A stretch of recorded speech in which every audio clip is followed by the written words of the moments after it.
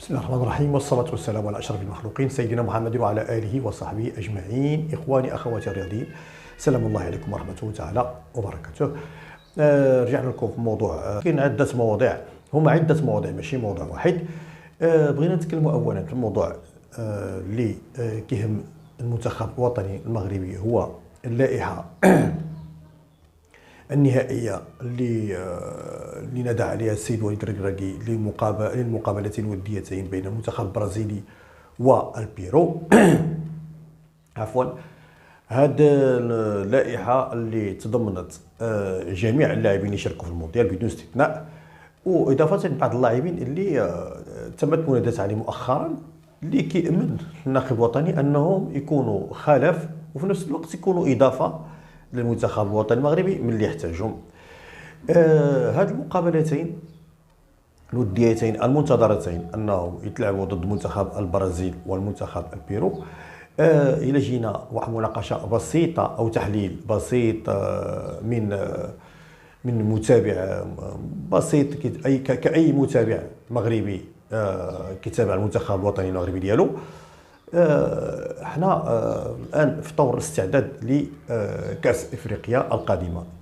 ياك بالنسبه انا كنظن بالنسبه للمنتخبات اللي يمكن اننا نجربوا راسنا معهم، نمارسوا ونحتكوا ونعليوا مثلا الريتم ديال اللاعب، ونبقاو مثلا في نفس الحماس ونستثمروا داك الانجاز اللي قدمناه في المونديال. كنظن باننا مقبلون على منافسة إفريقية كبيرة جدا بمنتخبات لها باع طويل في هذه المنافسة. حنا كنعرفوا بأن هناك بعض المنتخبات الإفريقية اللي الكأس العالم ديالها هو كأس إفريقيا، ما كتحلمش أنها شي وقت تلعب في كأس العالم. هذا كأس العالم ديالها اللي هو كأس إفريقيا. حنا كنعرفوا بعض المنتخبات الإفريقية اللي هي منتخبات صغيرة، ولكن عندما كتلعب في كأس إفريقيا تبلي البلاء الحسن وكتكون الحصان الأسود في هذا المنافسة. لهذا كنظن انا بان كرأي متواضع بان المنتخب البرازيلي والمنتخب البيرو ما عندهم يد في المنتخب الوطني المغربي، وخصوصا المنتخب البرازيلي ما عندهم يد في المنتخب الوطني المغربي. يمكن بان احنا الكره البرازيليه لا علاقه لها بالكره الافريقيه.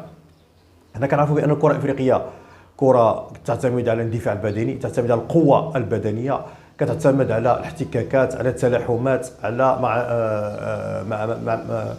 ما نقولوش بان ماشي تقنيه، ولكن على اي حال المهم اللاعب افريقي وان كان كيلعب في البطولات الاوروبيه، ولكن ملي كيجي المنتخب ديالو راه كيغلب عليه الطابع ديال افريقيا، كيحاول انه يكون افريقي اكثر منه اوروبي. هذه من جهه. من جهه ثانيه كنتمنى على السيد وليد الركراكي انه يختار لنا منتخبات افريقيه يمكن المستوى المتوسط ما كيهمشي، ولكن نعرفوا راسنا بان اللاعبين ديالنا فين وصلوا. ما يوقعناش نفس الخطا اللي وقع لمنتخبات اخرى ابلت البلاء الحسن في منافسه عالميه، وملي جات القاره ديالها حسبت راسها بانها فوق ذاك المنتخبات اللي في القاره ديالها، فاذا به كتوقع لها انتكاسه ما بعدها انتكاسه. لهذا كنطلب بان السيد وريكي ان اللاعبين انه يهضر مع اللاعبين ويحطوا رجلهم في الارض ويلعبوا مع اي فريق ويستاهلوا شي باي فريق، وان القاره ديالنا منها خرجنا حنايا القاره الافريقيه منها خرجنا، وهي ان شاء الله ربي اللي كانت اولا المنطلق ديالنا الى العالميه، وهي اللي كانت الارضيه المناسبه لذلك الانجاز اللي حققناه في المونديال القطري. الموضوع الثاني هو الموضوع اللاعب زياش. لاعب زياش كما شفنا مؤخرا بعد المونديال، المدرب فريق تشيلسي انه استعان به في بعض المقابلات، وكنشوفوا بان ملي دخلوا قبل البلاء الحسن وكان مؤثر في الفريق ديالو. ما عرفتش انا هذا الاستهداف ديال هذا المدربين من بعد المدرب لامبار استهدفوا هذا اللاعب اللي هو لاعب انيق، ماشي حيت مغربي كنتعاطف معه، ولكن لا جميع شهادات جميع المتتبعين، وبغاه فريق باريس سان جيرمان في الميركاتو الشتوي، الا ان مدرب تشيلسي كان له راي اخر، ما بغاش يطلقوا بهذه العباره. المهم اختلق الاعذار والاسباب بانه مش يطلقوا شيء. ولكن الا كنتي ما غتطلقش واحد من اللاعبين، حاول انك تلاعبه. ماشي تقديروا على المسيره ديالو. انا كنشوف بان المقابلتين الاخيرتين او ثلاث المقابلات الاخيرتين زياش كان حابس دكه الاحتياط. هذا اللاعب الا بقى هنا بالنسبه للميركاتو الصيفي ما غاديش يكون عنده غيكونش عليه واحد الاقبال مثلا من طرف الانديه العالميه. لهذا كنتمنى بان من المدرب انه مادام خلاه معاه في الميركاتو ما بغاش يستغنى عليه في الميركاتو الشتوي، يحاول انه يلعبه باش في الصيف انه يمشي شي فريق هذا وشي فريق شي فريق في المستوى.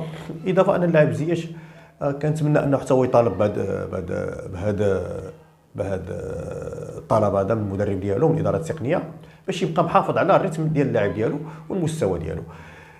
كذلك بغيت نتكلم على اللاعب حكيمي ونتعاطف معه. حنا القضيه ديالو حنا عارفين بان القضيه ديال المغاربه كاملين، او ان المغاربه كاملين متعاطفين معاه، واغلبيه المغاربه راه كيدعيو معاه وعارفين بان اللاعب متخلق ولاعب يمكنش انه يقدم على هذا الفعل هذا.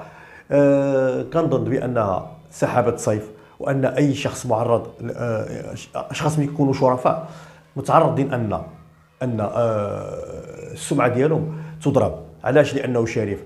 حنا كما كيقول المثل المغربي ديالنا دائما الوسخ كيتبع النقاوه. فيما مشيتي الوسخ كيتبع النقاوه. كون مأكد الا نقيتي واحد المكان غتجبر واحد اللي بالعاني غيسيب لك شي حاجه مسخه، غيسيبها لك في ديك المكان اللي نقيتيه بالعاني. علاش؟ لانه اللي غرض في نفسه. حنا ما نقولوش بان الحسد او الحقد او ولكن اللي غرض في نفسه. حنا كنعرفوا بان الشرفاء على مر التاريخ تعرضوا لحملات التشويه وحملات ديال ضرب السمعه ديالهم في الصميم وحملات همجيه.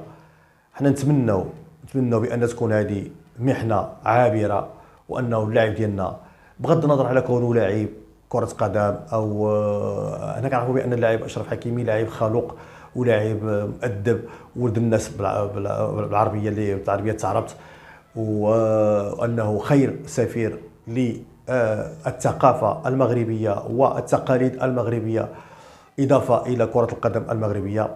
هو خير سفير للاعب المغربي في اوروبا وفي اكبر الفرق الاوروبيه. كنتمنوا له بانه يتجاوز هذه المحنه ديالو، وانه يرجع، وان هذه المحنه هذه ما تاثرش على المستوى ديالو في اللاعب، وما تاثرش عليه في الحياه الشخصيه ديالو، ما تاثرش عليه مع المنتخب الوطني المغربي.